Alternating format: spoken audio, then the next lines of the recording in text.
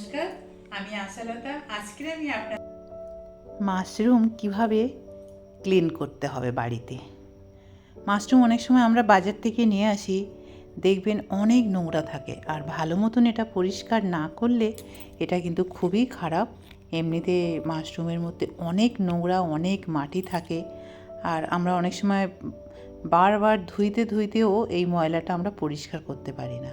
তো আজকের আমি যেভাবে পরিষ্কার করব সেটা আপনারা যদি ফলো করেন বা এইভাবে যদি আপনারা করেন, তাহলে দেখবেন মাশরুমটা খুব সুন্দর পরিষ্কার হয়েছে, সব ধুলো ময়লা উঠে যাবে।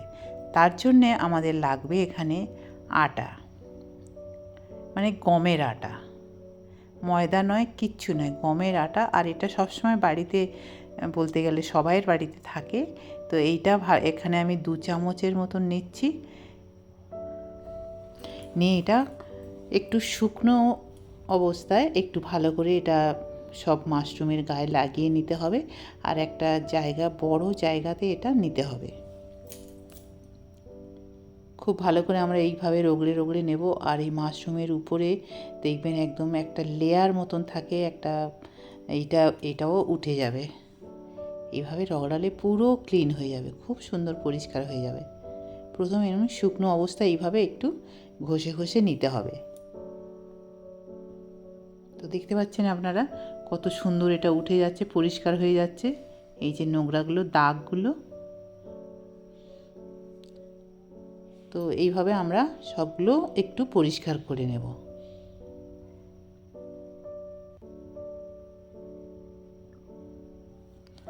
তো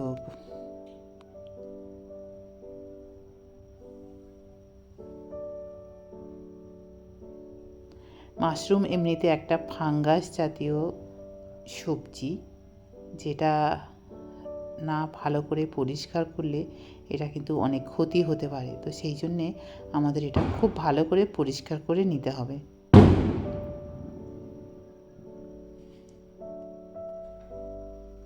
এবারে প্রথমে অল্প অল্প জল দেব,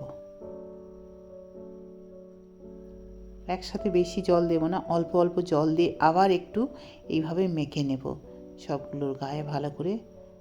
এইভাবে কম কম করে জল দেব।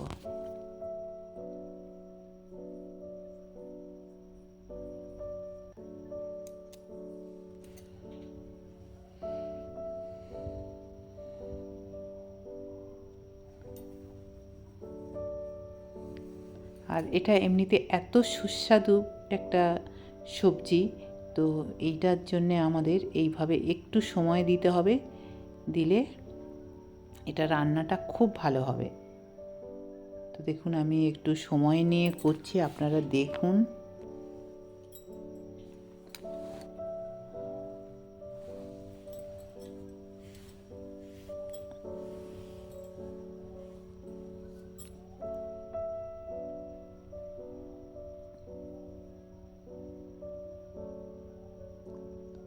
এবার এগুলো আমরা তুলে নেব একটা থালার মধ্যে, যে কোনো জায়গার মধ্যে। তো দেখছেন তো অনেকটাই পরিষ্কার হয়েছে। এবারে আমি দেখাচ্ছি এই জলটার কি অবস্থা হয়েছে।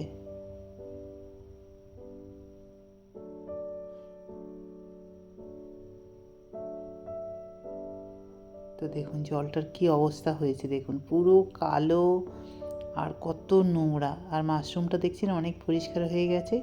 আবার আমরা এটা জল দিয়ে পরিষ্কার করব। 3-4 বার খুব পরিষ্কার জল দিয়ে এটা ধুয়ে নিতে হবে, নিলে খুব সুন্দর পরিষ্কার হবে। আবার একটু ভালো করে এইভাবে পরিষ্কার করে নেব।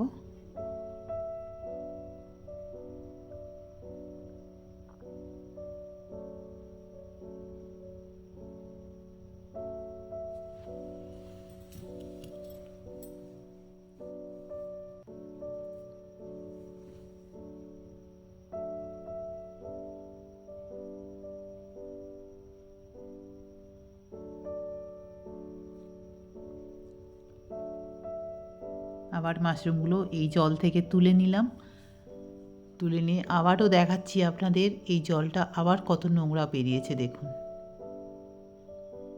আরও একবার ধুইব।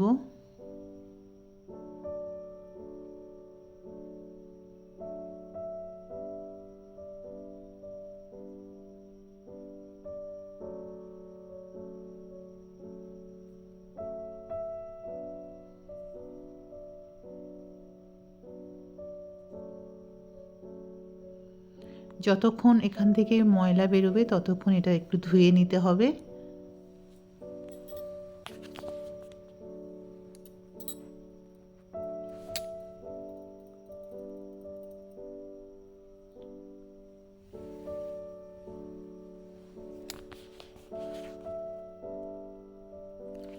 তো এবারে আপনারা বুঝতে পারছেন মাশরুমগুলো অনেকটাই পরিষ্কার হয়ে গেছে।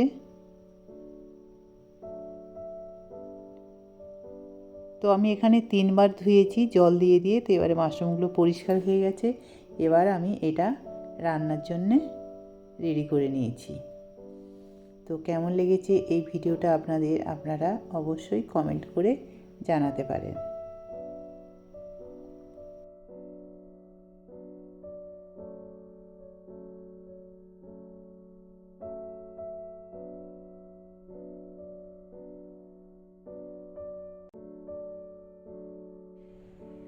আপনাদের যদি এই রেসিপিটা ভালো লাগে তাহলে লাইক করবেন, শেয়ার করবেন, আর নতুন নতুন ভিডিও পাওয়ার জন্য আপনারা অবশ্যই সাবস্ক্রাইব করবেন।